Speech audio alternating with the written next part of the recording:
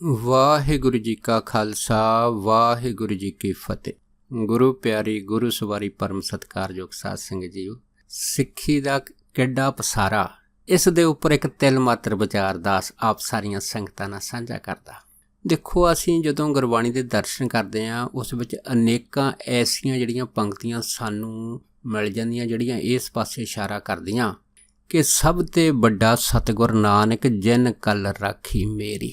ਕਿ ਸਭ ਤੋਂ ਵੱਡਾ ਅਗਰ ਕੋਈ ਇਸ ਸ੍ਰਿਸ਼ਟੀ ਦੇ ਅੰਦਰ ਮੰਨਿਆ ਜਾਂਦਾ ਤਾਂ ਆਪ ਨਿਰੰਕਾਰ ਧੰਨ ਸਾਹਿਬ ਸ੍ਰੀ ਗੁਰੂ ਨਾਨਕ ਦੇਵ ਮਹਾਰਾਜ, ਜਿਹਦੇ ਬਾਰੇ ਗੁਰਬਾਣੀ ਨੇ ਆਖਿਆ ਕਿ ਆਦ ਨਿਰੰਜਨ ਹੈ ਗੁਰੂ ਨਾਨਕ, ਧਾਰ ਕੇ ਮੂਰਤ ਹੈ ਜਗ ਆਇਓ।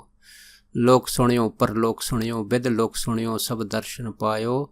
ਸੰਗਤ ਪਾਰ ਉਤਾਰਨ ਕੋ ਗੁਰੂ ਨਾਨਕ ਸਾਹਿਬ ਪੰਥ ਚਲਾਇਓ। ਵਾਹਿਗੁਰੂ ਗੁਰੂ ਨਾਨਕ ਸਾਹਿਬ ਧਾਰ ਕੇ ਮੂਰਤ ਹੈ ਜਗ ਆਇਓ।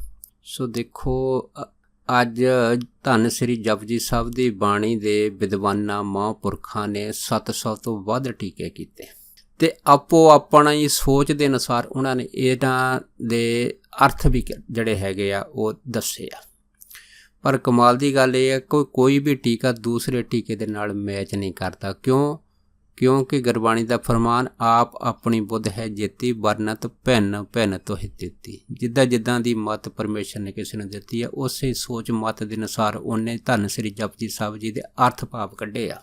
ਸੋ ਦੇਖੋ, ਇਸੇ ਹੀ ਜਪਜੀ ਸਾਹਿਬ ਅੰਦਰ ਧੰਨ ਗੁਰੂ ਨਾਨਕ ਸਾਹਿਬ ਮਹਾਰਾਜ ਨੇ ਸਾਨੂੰ ਉਸ ਨਿਰੰਕਾਰ ਦਾ ਪਸਾਰਾ ਦੱਸਿਆ ਕਿ ਕੀਤਾ ਪਸਾਓ ਏਕੋ ਕਵਾਓ, ਕਿ ਉਹਦਾ ਜਿਹੜਾ ਪਸਾਰਾ ਐਡਾ ਵੱਡਾ ਹੈ ਕਿ ਇੱਕੋ ਹੀ ਫੁਰਨੇ ਤੋਂ ਹੋ ਗਿਆ।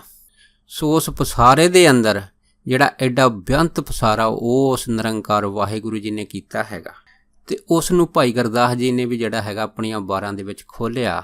ਉਹਦੇ ਵਿੱਚ ਉਹ ਦੱਸਦੇ ਆ ਕਿ ਲੱਖ ਅਸਮਾਨ ਉਚਾਣ ਚੜ੍ਹ, ਉੱਚਾ ਹੋਏ ਨਾ ਅੰਬਰ ਸਕੇ। ਕਿਉਂਕਿ ਜੇ ਕੋਈ ਲੱਖਾਂ ਅਸਮਾਨ ਉੱਪਰ ਵੀ ਚੜ੍ਹ ਜਾਵੇ ਅਤੇ ਕਹਿੰਦੇ ਆਖਰੀ ਅਸਮਾਨ ਦੇ ਉੱਪਰ ਦੇ ਵਿੱਚ ਉਹ ਨਹੀਂ ਪਹੁੰਚ ਸਕਦਾ। ਅਤੇ ਫਿਰ ਕੀ ਕਹਿੰਦੇ ਲੱਖ ਨਿਵਾਣ ਪਤਾਲ ਜਾਏ, ਨੀਵਾਂ ਹੋ ਨਾ ਨੀਵਾਂ ਤੱਕੇ। ਭਾਵੇਂ ਲੱਖਾਂ ਪਤਾਲਾਂ ਦੇ ਥੱਲੇ ਅੰਦਰ ਉਤਰਦਾ ਜਾਵੇ ਅਤੇ ਅਖੀਰਲੀ ਪਤਾਲ ਦਾ ਉਹ ਵੀ ਜਿਹੜਾ ਹੈ ਨਾ ਉਹ ਸਥਾਨ ਕਦੀ ਜ਼ਿੰਦਗੀ 'ਚ ਭਾਲ ਨਹੀਂ ਸਕਦਾ। ਕਿਉਂਕਿ ਇਹ ਪਸਾਰਾ ਜਿਹੜਾ ਅਸੀਮ ਹੈ, ਜਿਹਦਾ ਕੋਈ ਅੰਤ ਨਹੀਂ ਹੈ। ਇਹਦੇ ਬਾਰੇ ਗੁਰਬਾਣੀ ਨੇ ਆਖਿਆ ਕਿ ਜੇਵੜ ਆਪ ਤੇਵੜ ਤੇਰੀ ਦਾਤ। ਇਸ ਪਸਾਰੇ ਦੇ ਵਿੱਚ ਜਿੱਡਾ ਪਰਮੇਸ਼ਰ ਆਪ ਉਹਨੇ ਇਹਨਾਂ ਪਸਾਰਿਆਂ ਦੇ ਵਿੱਚ ਉਹਨੇ ਦਾਤਾਂ ਵੀ ਰੱਖ ਦਿੱਤੀਆਂ ਹੈ। ਅਗਰ ਧੰਨ ਸ੍ਰੀ ਜਪਜੀ ਸਾਹਿਬ ਦੀ ਆਪਾਂ ਥੋੜ੍ਹੀ ਜਿਹੀ ਦਰਸ਼ਨਾਂ ਦੀ ਵਿਚਾਰ ਦੇਖਦੇ ਹਾਂ, ਸਾਨੂੰ ਬਾਬੇ ਨਾਨਕ ਨੇ ਆਖਿਆ ਕਿ ਜੇ ਹੂੰ ਜਾਣਾ ਆਖਾਂ ਨਾਹੀਂ, ਕਹਿਣਾ ਕਥਨ ਨਾ ਜਾਈ। ਕਹਿੰਦੇ ਜੇ ਮੈਂ ਜਾਣਦਾ ਵੀ ਹੈ ਨਾ ਇਸ ਪਸਾਰੇ ਨੂੰ, ਆਖ ਨਹੀਂ ਸਕਦਾ। ਕਿਉਂਕਿ ਇਹ ਅਕਥ ਕਥਾ ਹੈ। ਅਕਥ ਕਥਾ ਤਾਂ ਕੀ ਬਾਤ ਸੁਣੀ। ਸੋ ਕਹਿਣ ਤੋਂ ਭਾਵ ਇਹ ਆ ਕਿ ਬਾਬੇ ਨੇ ਕਿਹਾ ਕਿ ਧਰਤੀ ਹੋਰ ਪਰੇ ਹੋਰ ਤਿਸਤੇ ਭਾਰ ਤਲੇ ਕਵਣ ਜੋਰ। ਕਹਿੰਦੇ ਵੀ ਧਰਤੀ ਤਾਂ ਪਰੇ ਤੋਂ ਪਰੇ ਆ। ਕੋਈ ਇਹ ਥੋੜ੍ਹਾ ਦੱਸ ਸਕਦਾ ਕਿ ਧਰਤੀ ਦੇ ਤਲ ਦੇ ਥੱਲੇ ਜਿਹੜਾ ਹੈ ਨਾ ਕਿਹੜੀ ਸ਼ਕਤੀ ਹੈ ਜਿੱਥੇ ਧਰਤੀ ਜਾ ਕੇ ਖਤਮ ਹੋ ਜਾਂਦੀ ਆ। ਇਸ ਧਰਤੀ ਨੂੰ ਜਿਹੜੀ ਚੀਜ਼ ਆਸਰਾ ਦਿੰਦੀ ਆ, ਉਹਦਾ ਤਲ ਕਿੱਥੇ, ਉਹ ਜਿਹੜਾ ਆਸਰਾ ਕਾਹਦੇ 'ਤੇ ਖੜਿਆ ਹੈ। ਇਸ ਕਰਕੇ ਨਿਰੰਕਾਰ ਵਾਹਿਗੁਰੂ ਪਰਿਪੂਰਨ ਹੈ। ਉਹ ਨਿਰੰਕਾਰ ਹੈ, ਨਿਰਵਕਾਰ ਹੈ, ਨਿਰਲੰਭ ਹੈ। ਉਹ ਜਿਹੜੀ ਸ਼ਕਤੀ ਹੈਗੀ ਆ ਨਿਰਾਕਾਰ ਹੈ, ਜਿਹਦਾ ਕਾਰ ਕੋਈ ਨਹੀਂ। ਨਿਰਵਕਾਰ ਹੈ, ਉਹਦੇ ਵਿੱਚ ਕੋਈ ਵੀ ਜਿਹੜੀ ਚੀਜ਼ ਮਾੜੀ ਨਹੀਂ ਆ, ਹਰੇਕ ਚੀਜ਼ ਚੰਗੀ ਹੈ। ਅਤੇ ਨਿਰਲੰਭ ਹੈ, ਆਸਰੇ ਤੋਂ ਰਹਿਤ ਵਾ ਉਹ ਸ਼ਕਤੀ, ਜਿਹੜਾ ਐਡਾ ਵੱਡਾ ਪ੍ਰਤਾਪ ਹੈ। ਸੋ ਦਾਸ ਅੱਜ ਇਸੇ ਹੀ ਜਿਹੜਾ ਪਹਿਲਾ ਪਸਾਰਾ ਹੈਗਾ, ਥੋੜ੍ਹਾ ਜਿਹਾ ਇਹਨੂੰ ਆਪਾਂ ਸਮਝਣ ਦਾ ਯਤਨ ਕਰਦੇ ਹਾਂ। ਜਦੋਂ ਅਸੀਂ ਗੁਰਬਾਣੀ ਦੀ ਰੋਸ਼ਨੀ ਦੇ ਵਿੱਚੋਂ ਇਸ ਪਸਾਰੇ ਦੇ ਦਰਸ਼ਨ ਕਰਦੇ ਹਾਂ, ਫਿਰ ਸਾਨੂੰ ਇਹਦੇ ਵਿੱਚ ਨਾ ਪਤਾ ਲੱਗਦਾ ਹੈ ਇਸ ਪਸਾਰੇ ਬਾਰੇ, ਕਿ ਜਿਵੇਂ ਗੁਰਬਾਣੀ ਵਿੱਚ ਆਖਿਆ ਕਿ ਜਿਹੜਾ ਸੰਤ ਵਾ, ਕੋਈ ਮਹਾਂਪੁਰਖ ਹੁੰਦਾ, ਕੋਈ ਬਿਰਲਾ ਹੁੰਦਾ। ਬਿਰਲੇ ਕਈ ਪਈਆਂ ਜਿਨ੍ਹਾਂ ਪਿਆਰੇ ਨਹੀਂ। ਖਾਸ ਕਰਕੇ ਜਿਹੜੇ ਸਿੱਧ ਜਤੀ ਜੋਗੀ ਆ ਉਹ ਵੀ ਬਿਰਲੇ ਹੁੰਦੇ ਆ। ਹਰੇਕ ਚੀਜ਼ ਇਸ ਸੰਸਾਰ ਦੇ ਵਿੱਚ ਬਿਰਲੀ ਆ। ਪਰ ਗੁਰਬਾਣੀ ਨੇ ਇਹਨਾਂ ਬਿਰਲਿਆਂ ਨੂੰ ਅਸੰਖਾਂ ਦੀ ਗਿਣਤੀ ਦੇ ਵਿੱਚ ਦਰਸਾਇਆ ਹੈ। ਇਹਦਾ ਭਾਵ ਕੀ ਆ ਕਿ ਇਸ ਧਰਤੀ ਦੀ ਗੱਲ ਜਿਹੜੀ ਹੈ ਨਾ ਗੁਰਬਾਣੀ ਨਹੀਂ ਕਰਦੀ। ਬਾਬੇ ਨੇ ਕਹਿਤਾ ਧਰਤੀ ਹੋਰ ਪਰੇ ਹੋਰ ਧਰਤੀਆਂ ਤੋਂ ਪਰੇ ਹੈਗੀ। ਇਹਦਾ ਮਤਲਬ ਕੀ ਆ, ਅਗਰ ਧਰਤੀਆਂ ਪਰੇ ਤੋਂ ਪਰੇ ਆ, ਫਿਰ ਦੁਨੀਆ ਵੀ ਪਰੇ ਤੋਂ ਪਰੇ ਆ, ਫਿਰ ਇਹਦੀ ਰਚਨਾ ਵੀ ਪਰੇ ਤੋਂ ਪਰੇ ਆ। ਅਸੀਂ ਖਾਸ ਕਰਕੇ ਜਦੋਂ ਪੁਰਾਤਨ ਸਾਖੀ ਭਾਈ ਵਾਲੇ ਜੀ ਦੀ ਦੇ ਦਰਸ਼ਨ ਕਰਦੇ ਹਾਂ ਫਿਰ ਸਾਨੂੰ ਪਤਾ ਲੱਗਦਾ ਕਿ ਗੁਰੂ ਨਾਨਕ ਸਾਹਿਬ ਕਿਹੜੀ ਜਗ੍ਹਾ ਦੇ ਵਿੱਚ ਗਏ ਆ। ਪਰ ਅਗਰ ਭਾਈ ਗੁਰਦਾਸ ਜੀ ਦੀ ਆਪਾਂ ਗੁਰਬਾਣੀ ਪੜ੍ਹਦੇ 12 ਪੜ੍ਹਦੇ ਤੇ ਉਹਦੇ ਵਿੱਚ ਸਾਨੂੰ ਸਿੱਧੇ ਤੌਰ 'ਤੇ ਜਿਹੜੇ ਜ਼ਿਕਰ ਮਿਲਦਾ ਕਿ ਬਾਬੇ ਤਾਰੇ 4 ਚੱਕ 9 ਖੰਡ ਪ੍ਰਿਥਵੀ ਸੱਚਾ ਢੋਆ। 4 ਚੱਕਾਂ ਨੂੰ ਤਾਰਿਆ। ਹੁਣ 4 ਚੱਕ ਕਿਹੜੇ? ਪੂਰਬ, ਪੱਛਮ, ਉੱਤਰ, ਦੱਖਣ। ਹੁਣ ਨਾ ਤਾਂ ਪੂਰਬ ਦੀ ਕੋਈ ਸੀਮਾ, ਨਾ ਪੱਛਮ ਦੀ, ਨਾ ਉੱਤਰ ਦੀ, ਨਾ ਦੱਖਣ ਦੀ। ਇਹਦਾ ਮਤਲਬ ਕੀ ਆ ਕਿ ਬਾਬਾ ਤਾਂ ਅਨੰਤ ਕਾਲ ਤੋਂ ਆਪਣੀ ਰਚਨਾ ਦੇ ਵਿੱਚ ਸਿੱਖੀ ਦਾ ਪ੍ਰਚਾਰ ਕਰ ਰਿਹਾ ਹੈਗਾ। ਇੱਕ ਨਹੀਂ, ਇਸ ਤਰ੍ਹਾਂ ਦੇ ਅਨੇਕਾਂ ਪ੍ਰਮਾਣ ਸਾਨੂੰ ਮਿਲਦੇ ਆ। ਪਹਿਲਾਂ ਆਪਾਂ ਸਭ ਤੋਂ ਪਹਿਲਾਂ ਨਾ ਥੋੜ੍ਹੀ ਜਿਹੀ ਪੁਰਾਤਨ ਜੋ ਕਥਾ ਵਿਚਾਰ ਆ ਉਹਨੂੰ ਆਪਾਂ ਦੇਖ ਲੈਂਦੇ ਹਾਂ। ਜਿਸ ਕਥਾ ਵਿਚਾਰ ਨੂੰ ਭਾਈ ਗੁਰਦਾਸ ਜੀ ਉਹਨਾਂ ਨੇ ਆਪਣੀ 12 ਦੇ ਵਿੱਚ ਲਿਖਿਆ। ਸੋ ਉਹਦੇ ਵਿੱਚ ਆਪਾਂ ਦੇਖਦੇ ਹਾਂ ਕਿ ਇੱਕ ਵਾਰ ਵਿਸ਼ਨੂੰ ਭਗਵਾਨ ਜਦੋਂ ਆਪਣੇ ਧਿਆਨ 'ਚ ਬੈਠੇ ਸੀ, ਉਹਨਾਂ ਨੂੰ ਧਿਆਨ ਦੇ ਵਿੱਚ ਖਿਆਲ ਆਇਆ ਕਿ ਅਗਰ ਅਸੀਂ ਸਮੁੰਦਰ ਰਿੜਕੀਏ ਅਤੇ ਸਮੁੰਦਰ ਦੇ ਵਿੱਚੋਂ ਜਿਹੜੇ ਹੈਗੇ ਆ ਉਹ ਰਤਨ ਨਿਕਲਣਗੇ। ਰਤਨ ਤੋਂ ਭਾਵ ਹੈ ਉਹ ਐਸੀਆਂ ਜੜ ਜਾਂ ਚੇਤਨ ਚੀਜ਼ਾਂ ਜਿਹੜੀਆਂ ਦਾ ਹੀ ਮਿਸਾਲ ਇਸ ਦੁਨੀਆ ਦੇ ਵਿੱਚ ਕੋਈ ਦੇ ਨਹੀਂ ਸਕਦਾ। ਭਾਵ ਕਿ ਇੱਕ ਵੱਖਰੀ ਸ਼ੈ, ਇੱਕ ਵੱਖਰੀ ਚੀਜ਼, ਅਤੇ ਜਿਹਦੇ ਬਰਾਬਰ ਦੂਸਰਾ ਹੋ ਨਹੀਂ ਸਕਦਾ। ਪਰ ਉਸ ਟਾਈਮ ਫਿਰ ਵਿਸ਼ਨੂੰ ਭਗਵਾਨ ਨੇ ਸਾਰੇ ਦੇਵਤਿਆਂ ਦੇ ਨਾਲ ਰਲ ਕੇ ਇਹ ਸਲਾਹ ਬਣਾਈ ਵੀ ਕਿਹੜੀ ਯੁਕਤੀ ਦੇ ਨਾਲ ਇਹ ਸਮੁੰਦਰ ਰਿੜਕਣਾ ਹੈਗਾ।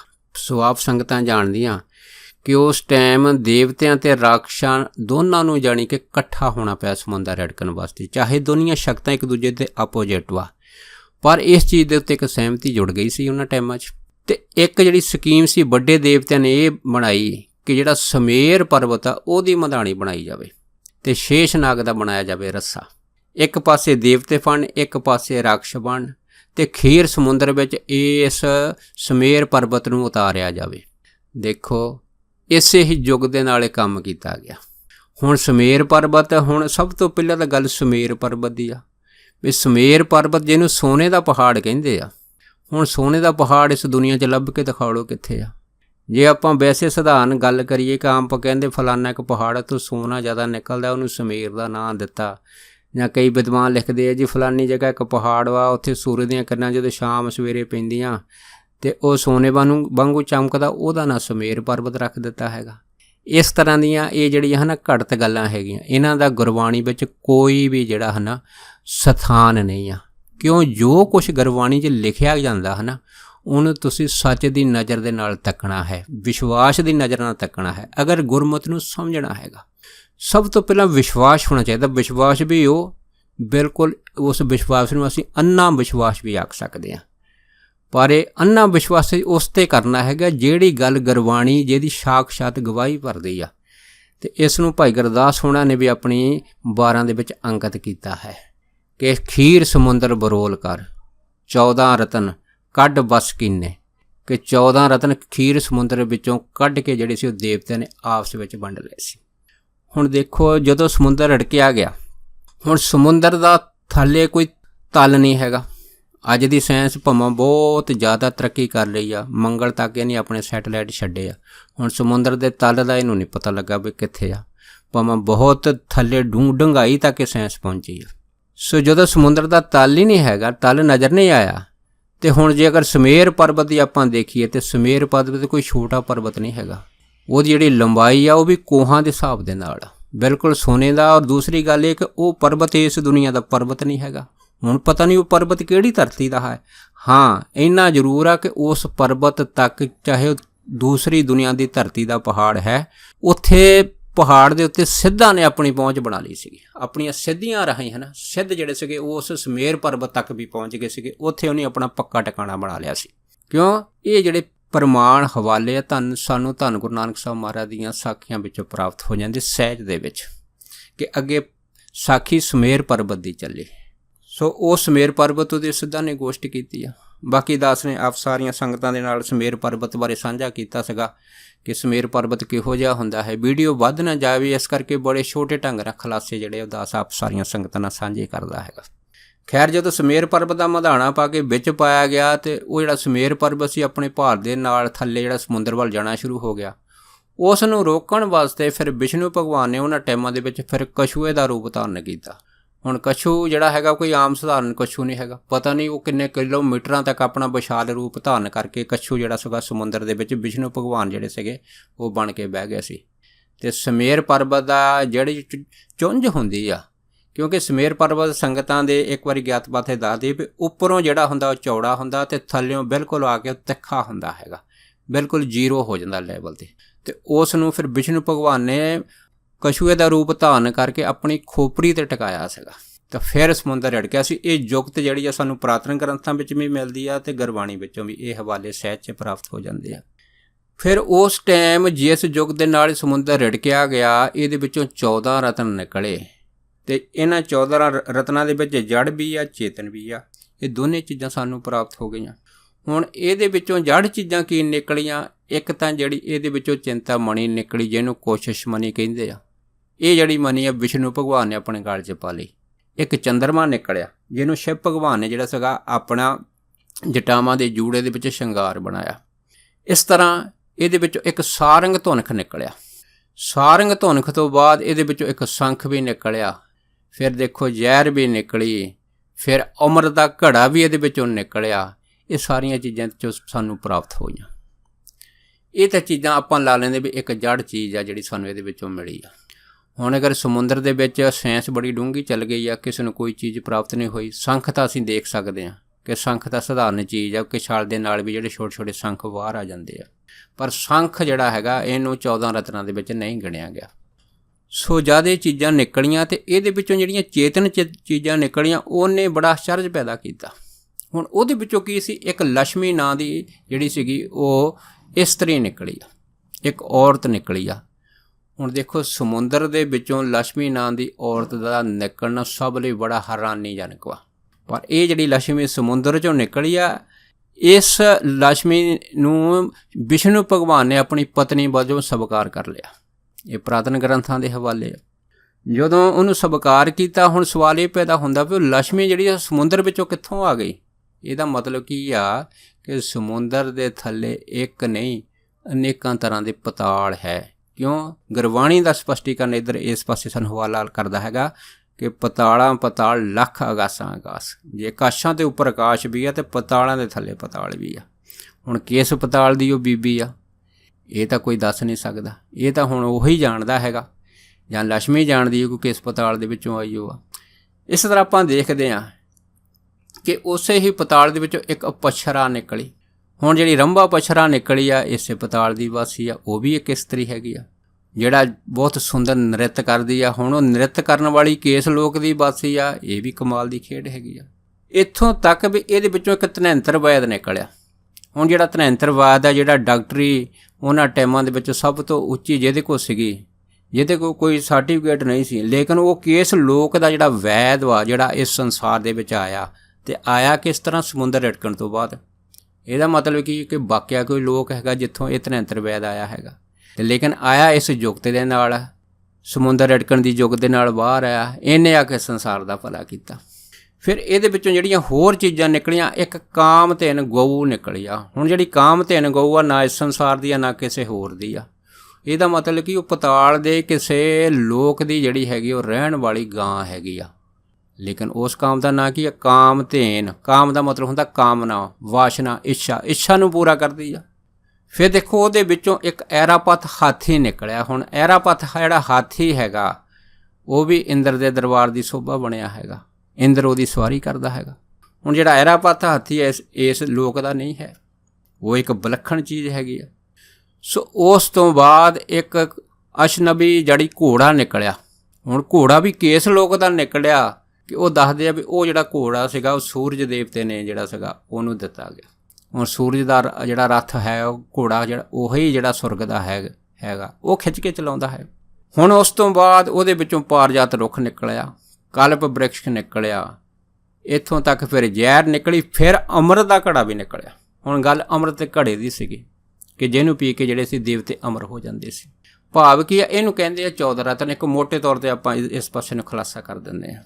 ਹੁਣ 14 ਰਤਨ ਨਿਕਲੇ ਹੈਗੇ ਆ ਜਿਨ੍ਹਾਂ ਨੇ ਸੰਸਾਰ ਦਾ ਭਲਾ ਕੀਤਾ ਹੈਗਾ। ਹੁਣ ਕਹਿਣ ਤੋਂ ਭਾਵ ਇਹ ਹੈਗਾ ਕਿ ਇਹੋ ਜਿਹੀਆਂ ਚੀਜ਼ਾਂ ਆਈਆਂ ਕਿੱਥੋਂ? ਇਹਦਾ ਮਤਲਬ ਹੈਗਾ ਕਿ ਕੋਈ ਨਾ ਕੋਈ ਹਰੇਕ ਚੀਜ਼ ਦਾ ਵਜੂਦ ਆ, ਕੋਈ ਟਿਕਾਣਾ, ਕੋਈ ਧਰਤੀ ਆ ਜਿੱਥੋਂ ਇਹ ਚੀਜ਼ਾਂ ਜਿਹੜੀਆਂ ਹਨ ਕਿਸੇ ਨਾ ਕਿਸੇ ਰੂਪ ਦੇ ਵਿੱਚ ਆ ਕੇ ਪ੍ਰਗਟ ਹੋ ਗਈਆਂ। ਤੇ ਅੱਜ ਵੀ ਆਪਾਂ ਇਸ ਦੁਨੀਆ ਦੇ ਵਿੱਚ ਬਹੁਤ ਸਾਰੇ ਰਹੱਸ, ਕੋਈ ਐਸੀਆਂ ਕਹਾਣੀਆਂ ਜਿਹੜੀਆਂ ਰੌਚਕ ਦੇਖਦੇ ਹਾਂ ਜਿਨ੍ਹਾਂ ਦੀ ਸਮਝ ਅਜੇ ਤੱਕ ਵੀ ਇਸ ਵਿਗਿਆਨ ਨੂੰ ਸਮਝ ਨਹੀਂ ਪਈ, ਜਿਹਨਾਂ ਦੀਆਂ ਵੀਡੀਓ ਦਾਸ ਨੇ ਜਿਹੜੀਆਂ ਆਪ ਦੇ ਨਾਲ ਸਮੇਂ-ਸਮੇਂ 'ਤੇ ਸਾਂਝੀਆਂ ਵੀ ਕੀਤੀਆਂ ਹੈਗੀਆਂ। ਸੋ ਕਹਿਣ ਤੋਂ ਭਾਵ ਹੈ ਕਿ ਅਸੀਂ ਦੇਖਦੇ ਹਾਂ ਕਿਵੇਂ ਕੋਈ ਜਹਾਜ਼ ਜਿਹੜੇ ਆ ਉਹ ਜਦ ਆਕਾਸ਼ ਵਿੱਚ ਜਾਂਦੇ ਆ ਤੇ ਉਸ ਆਕਾਸ਼ ਦੇ ਵਿੱਚ ਗੁੰਮ ਹੋ ਜਾਂਦੇ, ਪਤਾ ਨਹੀਂ ਲੱਗਦਾ ਕਿੱਧਰ ਚਲੇ ਗਏ। ਇਸ ਤਰ੍ਹਾਂ ਦੇ ਇੱਕ ਨਹੀਂ ਅਨੇਕਾਂ ਸਵਾਲ ਆਪ ਸਾਰੀਆਂ ਸੰਗਤਾਂ ਜਾਣਦੀਆਂ। ਭਾਵ ਕਹਿਣ ਦਾ ਇਹ ਹੈਗਾ ਕਿ ਜਿੱਥੇ ਸਾਨੂੰ ਗੁਰਬਾਣੀ ਨੇ ਇਹਨਾਂ ਚੀਜ਼ਾਂ ਵੱਲ ਖੁਲਾਸੇ ਕੀਤੇ ਆ ਤਾਂ ਸਾਨੂੰ ਇਹ ਵੀ ਪਤਾ ਲੱਗਦਾ ਕਿ ਦੇਵਤਿਆਂ ਦੀ ਜਿਹੜੀ ਖੋਜ ਹੈਗੀ ਆ, ਜਿਹਨੂੰ ਬਾਬੇ ਨਾਨਕ ਨੇ ਦੱਸਿਆ ਹੈਗਾ, ਜਿਹੜੇ ਦੇਵਤੇ ਆ ਨਾ, ਓੜਕ ਭਾਲ ਥੱਕੇ, ਉਹ ਇਹਨਾਂ ਲੋਕਾਂ ਦਾ ਅੰਤ ਲੱਭਦੇ ਥੱਕ ਗਏ ਲੇਕਿਨ ਅੰਤ ਨਹੀਂ ਲੱਭ ਸਕੇ। ਹੁਣ ਦੇਵਤਿਆਂ ਦੀ ਖੋਜ ਕਿੱਥੇ ਤੱਕ ਆ? 14 ਲੋਕਾਂ ਤੱਕ ਗਈ ਆ। ਹੁਣ ਜਿਹੜੇ 14 ਲੋਕ ਆ ਇਹ ਦੇਵਤਿਆਂ ਦੀ ਆਪਣੀ ਖੋਜ ਆ। ਤੇ ਕਲਗੀਧਰ ਮਹਾਰਾਜ ਨੇ ਕਿਹਾ 14 ਲੋਕ ਜੈ ਪਸਕੀਨੇ ਤਾਂ ਤੇ ਕਹਾਂ ਭਲੇ ਹੈ। ਹੁਣ ਇਹਦਾ ਮਤਲਬ ਕੀ ਹੈ ਵੀ 14 ਲੋਕਾਂ ਤੱਕ ਚੀਜ਼ ਸੀਮਿਤ ਹੋ ਗਈ ਜਾਂ ਨਹੀਂ? ਕਿ ਇੱਕ ਤਕਾਮ ਧਿਨ ਗਊ ਆ ਸੀਮਿਤ ਹੋ ਗਈ? ਨਹੀਂ। ਕਿ ਇੱਕ ਲక్ష్ਮੀ ਆ? ਨਹੀਂ। ਕਿ ਇੱਕ ਜਿਹੜੀ ਪਸ਼ਰਾ? ਨਹੀਂ। ਪਾਰ ਜਾਤ ਜਿਹੜਾ ਰੁੱਖ ਹੈਗਾ ਜਾਂ ਇੱਕ ਕਲਬ ਬ੍ਰਿਕਸ਼ਾ? ਨਹੀਂ। ਭਾਈ ਗੁਰਦਾਸ ਜੀ ਨੇ ਇਹਦੇ ਉੱਤੇ ਖੁਲਾਸੇ ਕੀਤੇ ਕਿ ਇੱਕ ਨਹੀਂ, ਗਿਣਤੀ ਕੋਈ ਨਹੀਂ, ਕਿ ਵਾਹਿਗੁਰੂ ਦੇ ਪਸਾਰੇ ਦੀ ਗਿਣਤੀ ਕੋਈ ਨਹੀਂ। ਲੱਖਾਂ ਹੀ ਲక్ష్ਮੀਆਂ, ਲੱਖਾਂ ਹੀ ਕਾਮ ਧੇਨ ਗਊਆਂ, ਲੱਖਾਂ ਹੀ ਚਿੰਤਾਮਣੀਆਂ, ਕੋਈ ਪਾਰਾਵਾਰ, ਕੋਈ ਅੰਤ ਨਹੀਂ। ਇਹਦਾ ਮਤਲਬ ਕੀ ਆ ਕਿ ਇਹ ਚੀਜ਼ਾਂ ਜਿਹੜੀਆਂ ਹੈ ਇਹ ਕਿਸੇ ਹੋਰ ਧਰਤੀ ਦੇ ਉੱਤੇ ਵਿਸ਼ਾਲ ਭੰਡਾਰਿਆਂ ਦੀ ਸ਼ਕਲ ਦੇ ਵਿੱਚ ਪਈਆਂ। ਅੱਜ ਦੀ ਸਾਇੰਸ ਇੱਥੋਂ ਮੰਨਦੀ ਆ ਕਿ ਆਪਾਂ ਜਦੋਂ ਆਕਾਸ਼ ਵੱਲ ਉੱਪਰ ਨਜ਼ਰ ਮਾਰਦੇ ਹਾਂ, ਆਪਾਂ ਨੂੰ ਇੱਕ ਸੰਘਣੇ ਤਾਰਿਆਂ ਦੀ ਜਿਹੜੀ ਹੈਗੀ ਆ ਉਹ ਲਾਈਨ ਨਜ਼ਰ ਆਉਂਦੀ ਆ, ਇੱਕ ਏਰੀਆ, ਇੱਕ ਸਥਾਨ ਨਜ਼ਰ ਆਉਂਦਾ, ਜਿਸ ਨੂੰ ਅਸੀਂ ਆਕਾਸ਼ ਗੰਗਾ ਕਹਿੰਦੇ ਹਾਂ। ਪਰ ਅੱਜ ਦੀ ਸਾਇੰਸ ਦੱਸਦੀ ਆ ਕਿ ਸਾਡੀ ਧਰਤੀ ਵੀ ਉਸ ਆਕਾਸ਼ ਗੰਗਾ ਦਾ ਹਿੱਸਾ ਹੈ। ਪਰ ਵਿਗਿਆਨ ਹੁਣ ਇੱਥੋਂ ਤੱਕ ਪਹੁੰਚ ਗਿਆ ਕਿ ਇੱਕ ਆਕਾਸ਼ ਗੰਗਾ ਨਹੀਂ, ਇਸ ਤਰ੍ਹਾਂ ਦੀਆਂ ਲੱਖਾਂ ਜਾਂ ਅਨੰਤ ਆਕਾਸ਼ ਗੰਗਾ ਹੈਗੀਆਂ। ਕੋਈ ਪਸਾਰੇ ਦਾ ਕੋਈ ਅੰਤ ਹੈ?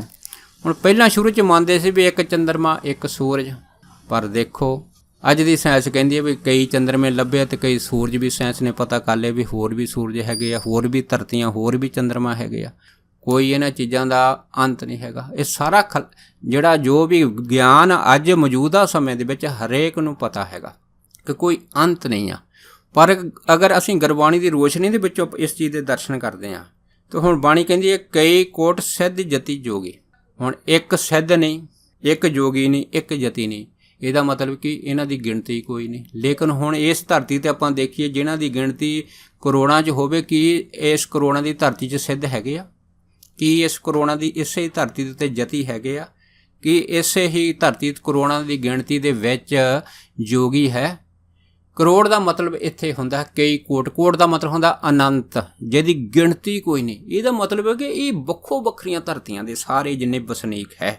ਤੇ ਗੁਰਬਾਣੀ ਖੁੱਲ੍ਹ ਕੇ ਦੱਸਦੀ ਕਈ ਕੋਟ ਰਾਜੇ ਰਸ ਭੋਗੀ, ਤੇ ਇਹਦਾ ਮਤਲਬ ਕੀ ਆ? ਰਾਜੇ ਇਸ ਧਰਤੀ ਦੇ ਨਹੀਂ, ਅਨੰਤ ਹੈ।